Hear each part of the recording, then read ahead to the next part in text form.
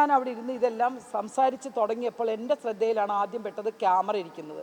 ഞാൻ ചോദിച്ചു, നമ്മൾ ഇത്രയും പറയാൻ പോകുന്നത് മീട്ടുവിനെ കുറിച്ചാണ്.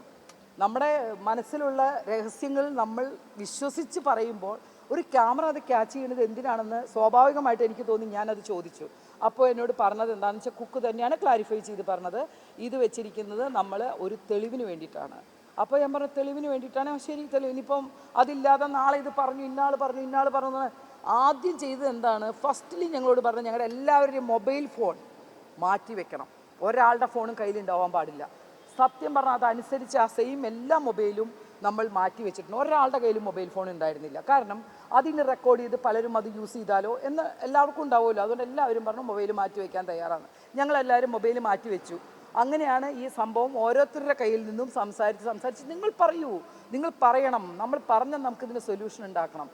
ഒരു കാര്യം മനസ്സിലാക്കുക, അമ്മ എന്ന് പറഞ്ഞൊരു സംഘടനയിൽ ഇത്രയും സ്ത്രീജനങ്ങൾ ഒരുമിച്ച് ഇങ്ങനൊരു സംഭവം പറയുമ്പോൾ ഒരു സ്ത്രീ എന്നുള്ള നിലയ്ക്ക് ഞങ്ങൾ എല്ലാവരും എന്താ ചെയ്യുക, ഞങ്ങൾ വിശ്വസിക്കും. കാരണം നാളെ വരുന്ന തലമുറയ്ക്കോ ആർക്കും ഒരു പ്രോബ്ലം ഇല്ലാതെ നമ്മുടെ സിനിമ രംഗം നല്ല രീതിയിൽ മുന്നോട്ട് പോകണം. അപ്പോൾ നമ്മൾ എല്ലാവരും അതിന് സഹകരിക്കാൻ തയ്യാറാണ്. നമ്മുടെ കൂടെ ഉണ്ടായിരുന്ന സഹപ്രവർത്തകർ, എൻ്റെ ചേച്ചിമാരായാലും അനിയത്തിമാർ, അവരൊക്കെ അവരുടെ കാര്യങ്ങൾ വ്യക്തമായിട്ട് തുറന്നു പറഞ്ഞു. അതായത് ഇന്ന പോലെ സംഭവം ഉണ്ടായി, ഇന്ന പോലെ കാര്യങ്ങൾ ഉണ്ടായെന്ന്.